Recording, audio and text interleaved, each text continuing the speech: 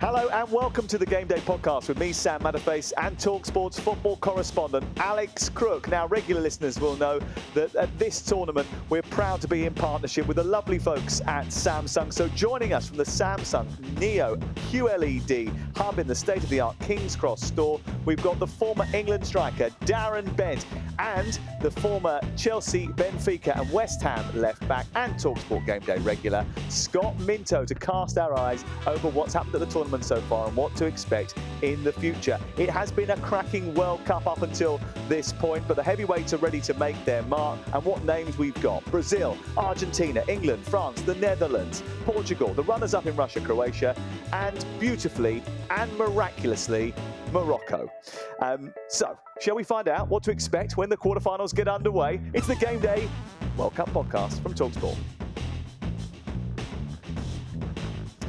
So let's start with Scott and Darren in the Samsung hub. Hello to you both.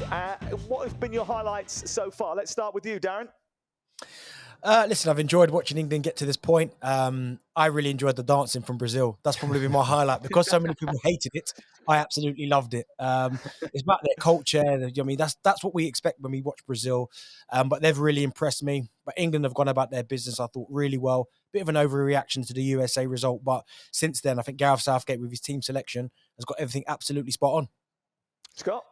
Yeah, Sam, I mean, shocks and surprises with the smaller nations beating the bigger nations. I think Lionel Messi still showing the fantasy football that he's been playing all his career that makes him and has made him the GOAT, in my opinion.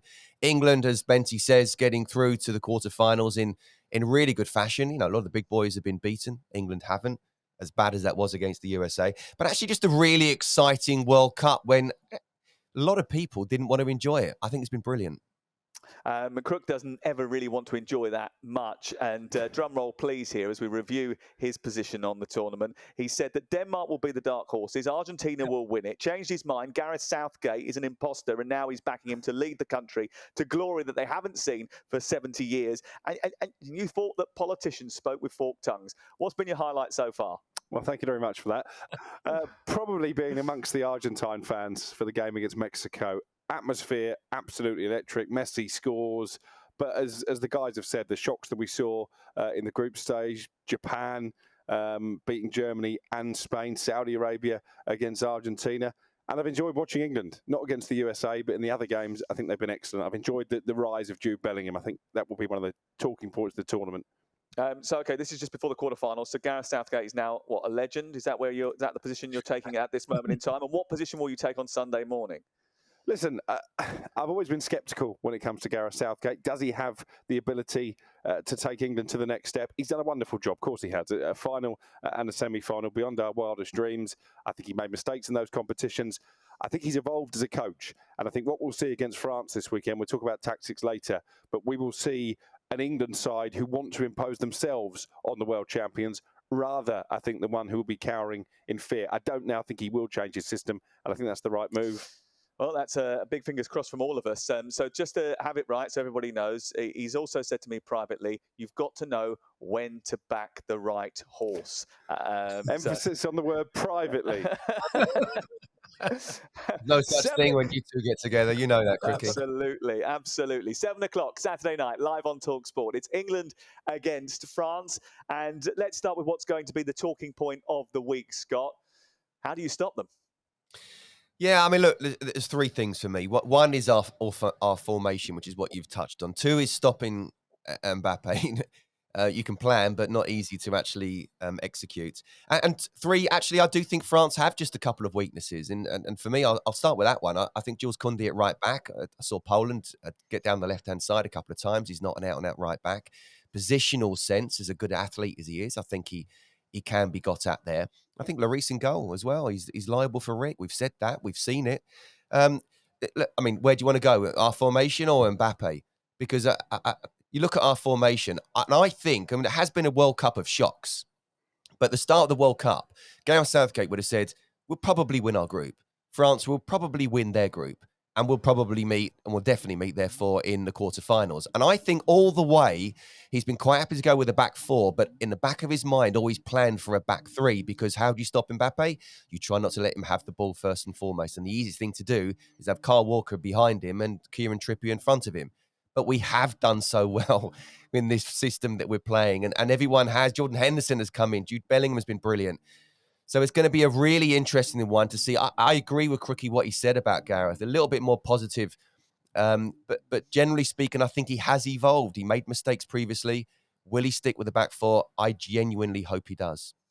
We'll talk a little bit more about formations and where England are going to be aggressive, because one of the great things that they've had so far in this campaign is that ability to get those 2-8s further up the pitch and engage the opposition. But Darren, England have been planning for this game since the draw has been made. In fact, Tim Dittmer, who's the FA's head of coaching, has been studying France for 2 years. He gave a detailed presentation on Monday morning at the team hotel to Gareth Southgate and his team of coaching staff. How much will that preparation help, and what would he have noticed about France?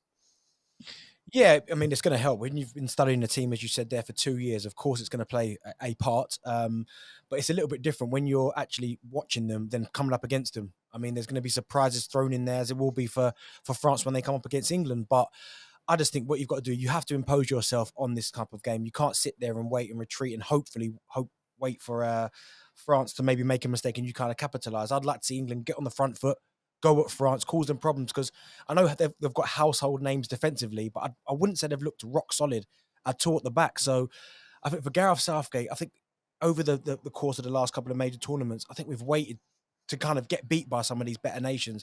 I think now we're in a position where everyone's playing really, really well. Not only are the starting 11 playing well, but the bench are having a real impact as well, getting goals. So I think I'd like to see in this game, Gareth Southgate maybe take the game to France and see where that gets him, because if we're sitting here after the game and he's sat back and France have had most of the possession and they've won 2-0, people are going to say the same thing. He's not had a go. Well, I think he's finally got the squad now to be able to do that. And all the players in the squad are playing really well.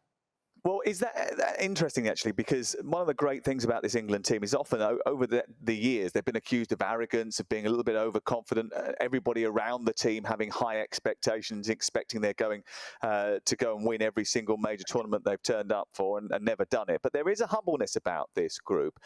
Is that a good thing or a bad thing? I mean, with what Darren's saying there, he's suggesting that actually you need a little bit of arrogance to be able to turn up and go, you know what, we're going to take our game to you, rather than worrying about you so much that we're just waiting to get beat. I think that's absolutely key, because I think if he does change formation, obviously you then have to sacrifice one of those players further up the pitch. I think that would be a mistake. I think there's enough ability in this England team to exploit the French weaknesses. Obviously, coping with Mbappe is a big problem, but I actually think we've got enough good footballers that if this becomes a scoring contest, I think England can outscore France. And I think they are a humble group of players, and that is what is so great about this class of 2022. They're all very likeable. That hasn't always been the case with the England team. But they're also top-level players, and that will bring its own ego, arrogance, if you like. So I think they've got that in their locker. I don't think they're going to be intimidated by playing this French team. Scott, tactically, tell me what the difference is between playing a 3 at the back and playing a 4 in terms of how it affects you going forward. Because one of the big issues, and we saw this, I was at the Portugal game on Tuesday night, and Switzerland, who had been pretty defensively resolute, decided that they were just going to try and keep Portugal out by playing a back 3 with 2 wing backs, and ultimately they conceded a goal. They had very little going forward and surrendered a lot of the ball to their opponents. Now, England could find themselves in that situation, have found themselves in that situation far too often in the past. So will that be in the back of Gareth's mind when he's thinking about constructing his team for this quarterfinal? I think it's what's absolutely key is that I hope that he's kind of learned. I think he's been superb as an England manager. He's the second best England manager that we've had. But he has made mistakes, and it has been, as Benty and Crookie have both said, been too defensive. With a 3, you obviously got the extra centre half, you've got the 2 wing backs, and normally, although you don't necessarily say that about Jude Bellingham, you'd have 2 central midfielders who probably just sit. But Jude, to be fair, can push on. So you've got, 3 at the back, you've got 2 wing backs, and you've got at least 1 central midfielder who's going to sit. In a 4-2-3-1 or a 4-3-3, you've got that extra attacking player because you're taking out one of the centre backs and you've got an extra midfielder or a wide player. So again, it's about very much being on the front foot. Still, the biggest thing for me, and I genuinely think, look, France have some quality players, but if you stop Mbappe, I believe you stop 70%. And that's where the battle for me is. Darren, Steve Holland raised the possibility of deploying a soldier, as he called it, to man-mark Kylian Mbappe. Are you happy going down that road, or do you play a winger against him and say to him, hold on, let's see if you fancy going back the other way?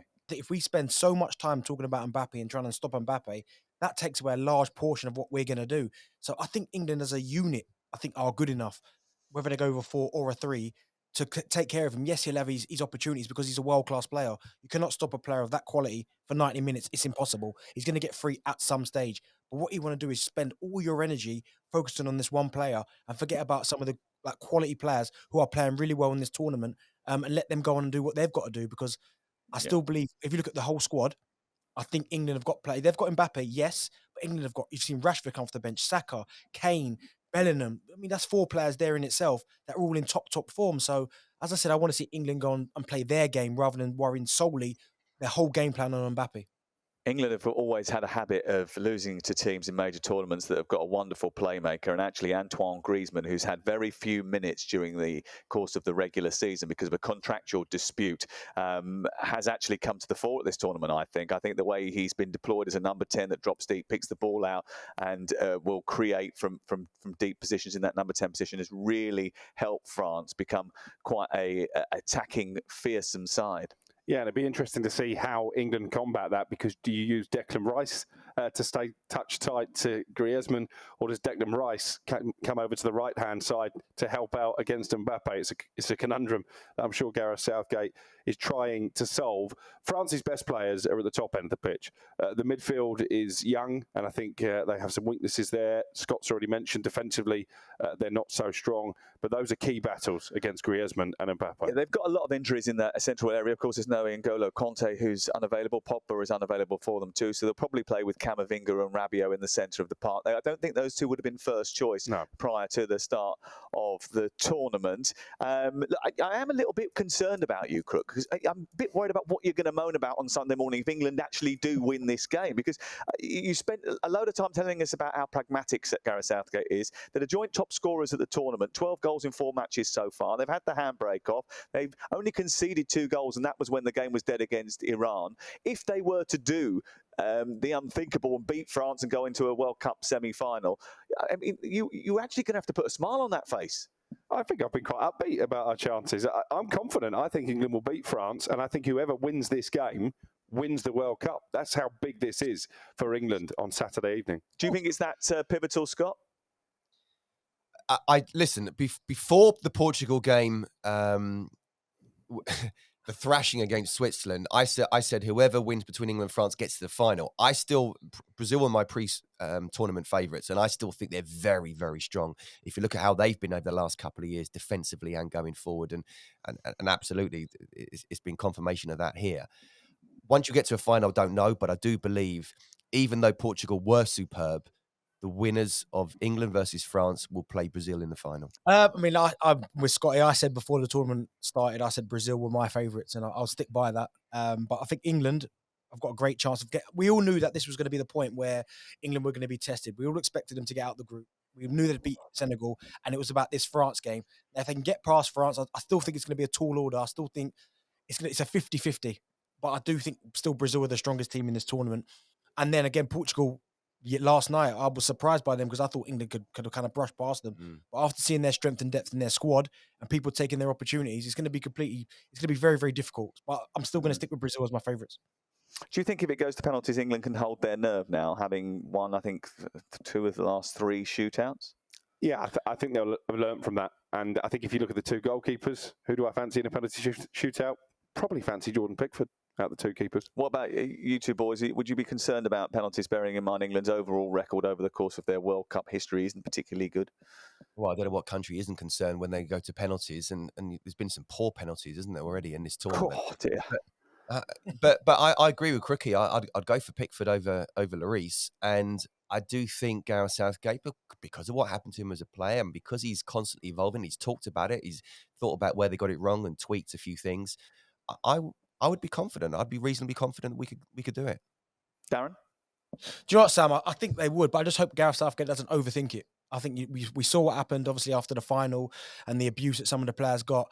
I think he needs to leave that decision down to them. I hope he doesn't take them out the firing line and say, listen, I'm going to protect you, because really, at the end of the day, that's their decision. So if Rashford wants to step up, or Saka, or if Sterling comes back, we hope he's well with what's going on back here. If he's back, if these guys want to step up and take a penalty, then I'd leave it up to them. But also vice versa as well, Sam. You know, you can practice, and it's absolutely right to practice your technique. But if someone's not had a good game and it's not happened for them, you know, I think there's a combination between practicing beforehand and then looking them in the eye and say, do you want it?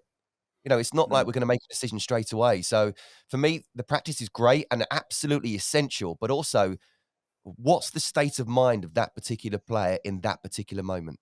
Yeah, and also there might have been things that happened in the game, and that may well influence your decision. I'll just give him one piece of advice, Gareth. Let Jordan Pickford take a penalty, because he can hit the ball harder than anybody else, and we saw that in a shootout against Switzerland in the Nations League. He can crack a penalty like no other goalkeeper. He's got such a good strike. You've got to allow him to do that. Also, he's got the personality. He doesn't care. He will do it. If England defeat the world champions, it will be the first time that they have won a knockout tie against another so-called big nation in the major finals away from Wembley. That epic World Cup quarterfinal, England against France, is live on talkSPORT from 7 o'clock on Saturday night. Make sure you join us for that one. We've still got 3 more to look at.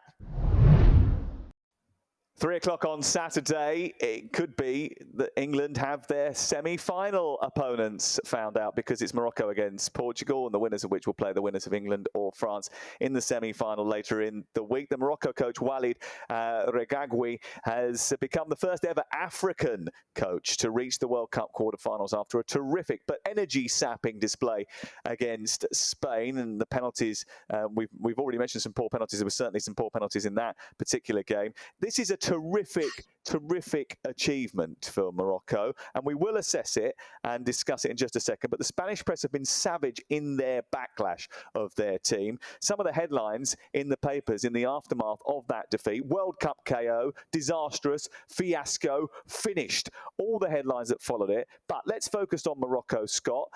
You know, not only are they the first African coached team to get to a World Cup quarterfinal, they're the first Arab nation to be able to do that as well. And that has some resonance. Can they go again, despite the fact that they went right to the very limit in the game against Spain?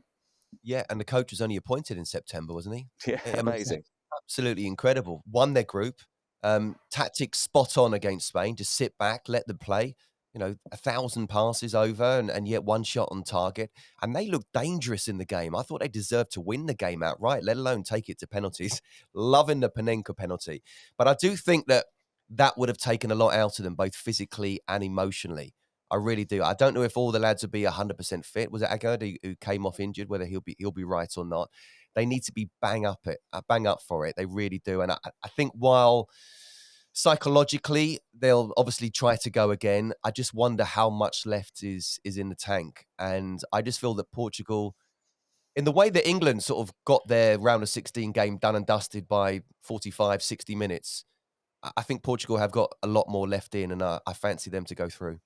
Okay, Morocco are the 4th African team to reach a World Cup quarterfinals. Cameroon 1990, Senegal 2002, and Ghana in 2010. But the first from the Arab world, and at the first World Cup in an Arab country, that has a certain resonance, and they'll be well back, won't they, Crook? Absolutely. And it's brilliant. It's brilliant for the tournament, I think, because a lot of the European nations haven't travelled with the volume of supporters that they normally would for a World Cup. So I think the longer Morocco and those wonderful fans stay in, the better for the competition.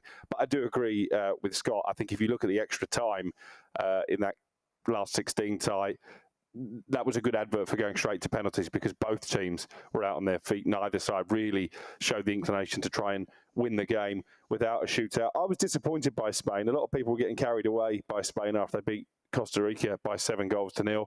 Somebody not too far from here actually tipped Spain as the winners. At least I kept with them all the way through to the last 16. I didn't change my mind 3 times during the course of the group stages. I just still went with it. They didn't even win their group in the end, so I can understand why the Spanish press have been so scathing.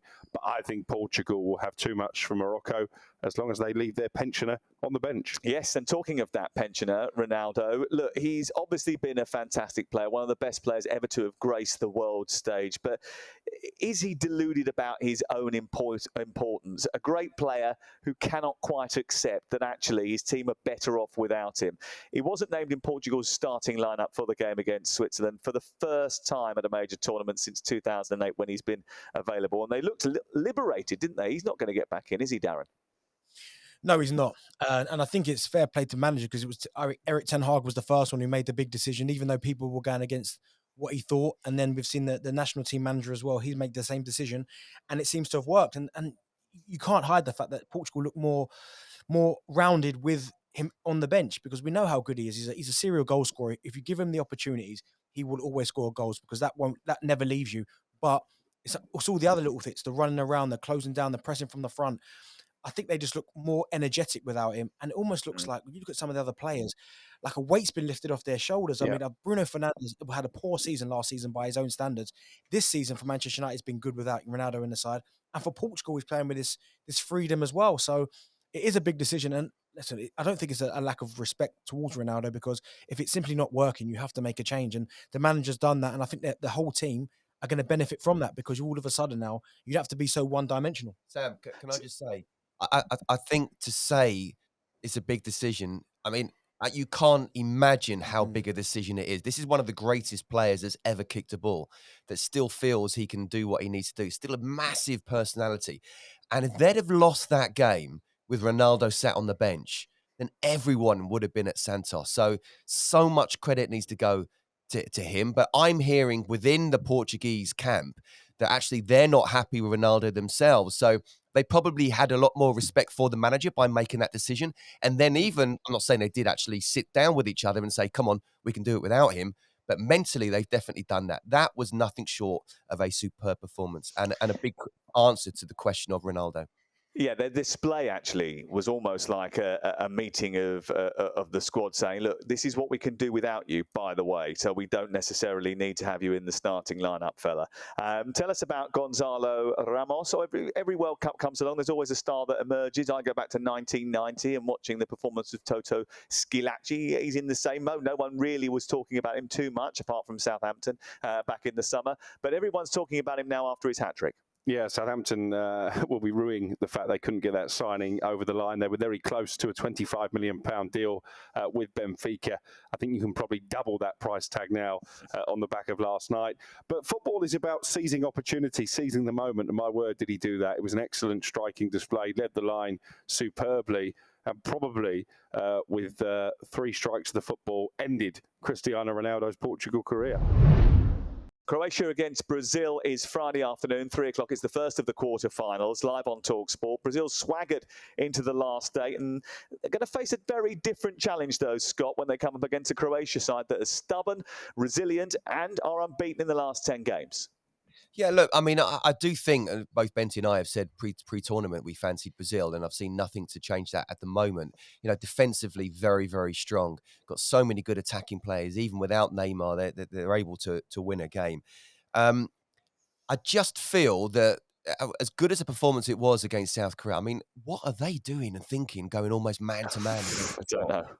I mean, you know, if ever it's a kamikaze thing to do, it's that. And it's like, wow. So again, fantastic performance from Brazil, but I don't think we can quite judge it in the way that it came across within that first half. I do, though, feel with Croatia, with Modric, I like Kovacic a lot. I like him for Chelsea. Perisic, Kramaric as well. And I just feel that the experience is almost gone the other way now. The legs aren't quite there. And you saw with the substitutions that the coach made. And I'm thinking, you need these guys on just in case it goes to penalties here. And yet they were taken off. And I think that tells you a lot. Again, another team that's gone the full distance. And I just feel, again, with Brazil, you know, playing in second gear, really, I think they're going to be too strong for them. Yeah, Crook, could this be the last games at the World Cup for Modric and Perisic? And maybe are they a little bit too over-reliant on the old boys network now? Possibly. I think it will be, certainly in the case of Modric, his last game at a World Cup, and you'd imagine Perisic as well. I was at the Japan game and raised my eyebrows when the coach took off Modric, but actually, if you go back and look at it, it was because he was running on empty against a very energetic set of opponents. So I think we have seen the best of Luka Modric, and what a wonderful career he has had. But I think tactically, this is going to be a much more difficult game for Brazil than they experienced against South Korea. Croatia will make it difficult for them to play. They're going to have to be patient, and they can't afford to have the front three not tracking back as they were at times against South Korea. I know they were 3 or 4-0 up at that stage, but the fact that those trio of attackers lost the ball in the South Korean penalty area and just didn't bother to head back towards their own goal. They can't do that against Croatia. They really can't have 3 players out of the game when the opposition have got the ball. Richarlison has scored as many goals, 10 in 9 appearances for Brazil this year, as he has in 37 for Everton and Spurs combined. Does that tell us, Darren Bent, that he is a proper centre forward? Yeah, I think that's where he wants to play ideally. And you're right, when he plays for Brazil, it's almost like he's a different player. But there are players, I believe, that are more suited to international football than, say, Premier League football or league football. And I think Richarlison's probably one of those. Now, he probably wants to play centre forward. And the way he plays for Brazil, I think there's an argument to be made that he should be playing centre forward.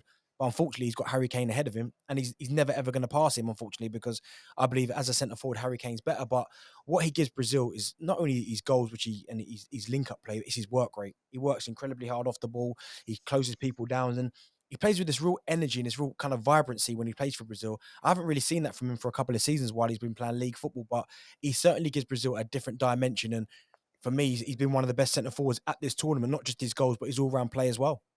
I wonder whether or not Croatia will make this incredibly difficult for Brazil, and it's going to be maybe like a narrow victory, or they're going to try and do what they did in the previous World Cup, Scott, and just drag it all the way through to penalties again.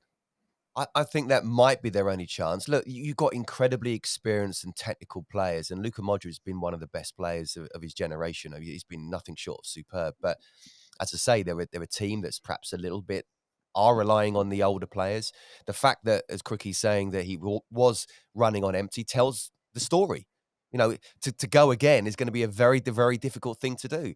And they're up against a Brazil side who, let's face it, they're in second gear. They haven't really been tested. They lost to Cameroon, but that was because they changed the team. So they're fresh. And I just don't feel that Croatia, they might get it to 0-0 at half-time, but I can't see that. I can see Brazil winning by a couple of goals by the end of 90 minutes. Netherlands against Argentina is Friday night's big offering, 7 o'clock, live on talkSPORT. A renewed rivalry, scores to be settled. And we see them in the 1998 World Cup and that wonderful goal from Dennis Bergkamp. The 1978 World Cup final. Everyone remembers, or if you don't remember it, you've seen it on archive footage. No doubt that Julian Alvarez has given them more legs, and we are seeing the benefits of that. And are Argentina actually the team that started off the poorest and have grown into the tournament? Certainly. I've seen a lot of their games, and you mentioned Alvarez. He came on in the match I talked about at the top of the pod against Mexico and really transformed that team and allowed Lionel Messi the space and freedom to weave his magic. And unlike Ronaldo, I think Messi has shown in this tournament that he can still carry the hopes of a nation on his shoulders. He is still so integral to what they do. And in terms of a Dutch perspective, this is a big step up in opponent for Louis van Gaal's side. I've quite enjoyed being in and around the Dutch camp. Louis van Gaal. It's also a big step up for Argentina as well, isn't it? Yes, it is. Although I think they had more difficult games in the group stage than the Netherlands did, not least because they put themselves up against it by losing the first one.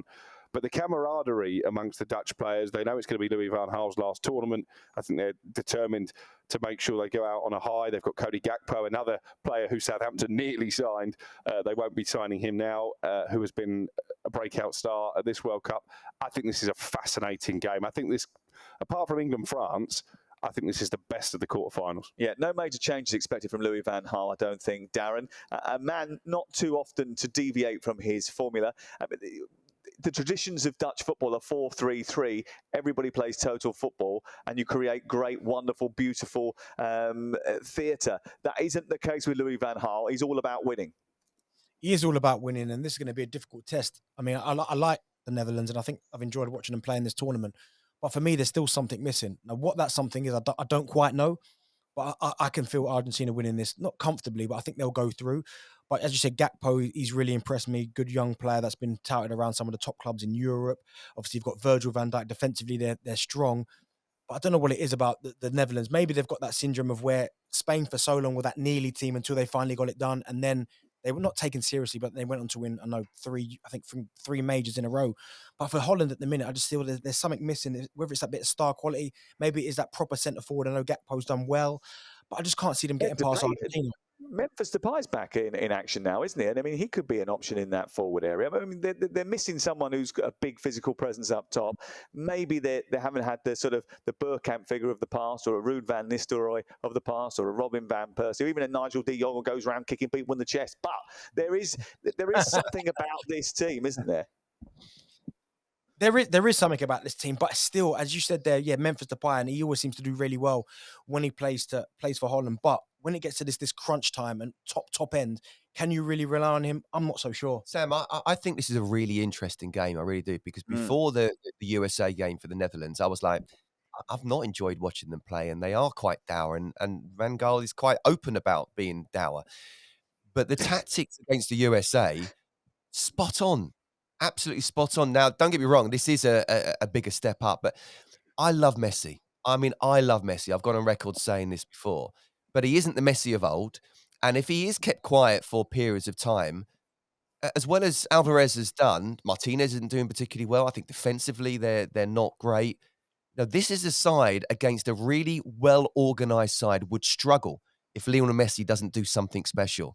So I'm not quite sure which way this is going to go. I want Argentina to get through for Messi. I think they probably will, but I wouldn't put any money on it. Enzo Fernandez, who's made a bit of a difference to that midfield since coming in halfway through the tournament. In fact, he came off the bench in the first game and in the second one, actually did very well against Mexico.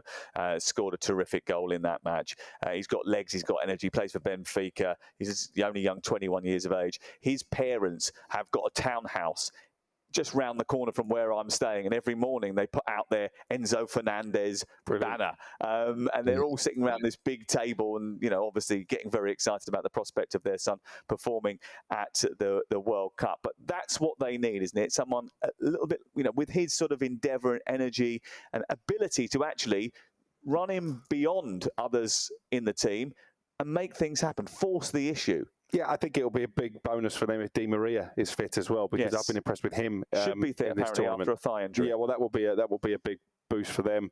Again, their best players are going forward. Defensively, it is a bit of a concern. Otamendi isn't getting any younger. It's been a frustration for me that Lisandro Martinez hasn't been able to nail down. No one's getting any younger, Crook, sadly. a place in that works.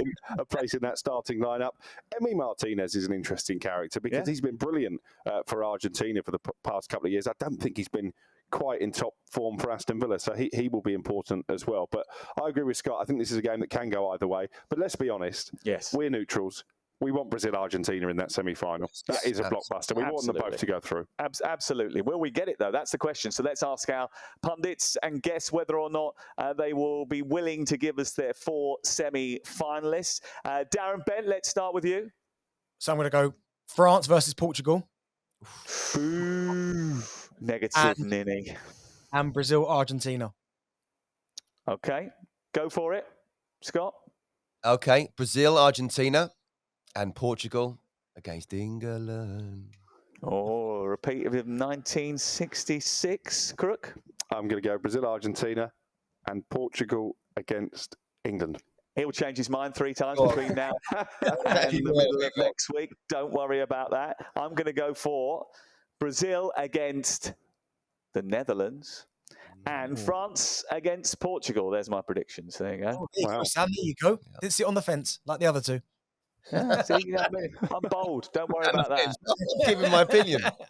Well, thanks very much for joining us. We appreciate you downloading the podcast. You can download it from anywhere you get your normal podcast. Kevin Hatchard will be with Crook and myself tomorrow morning, or when you wake up to look ahead to Saturday night's action and review Friday night's affairs. Remember to get yourself down, if you can, to the fantastic Samsung store in London's King's Cross, where you can actually visit where Scott and Darren are right now. Unfortunately, the boys won't be there because they've got homes to go to, but the Samsung Neo QLED TV will be there, where you can enjoy yourself in the depth of limitless picture, breathtaking audio, and experience brilliant viewing at its best.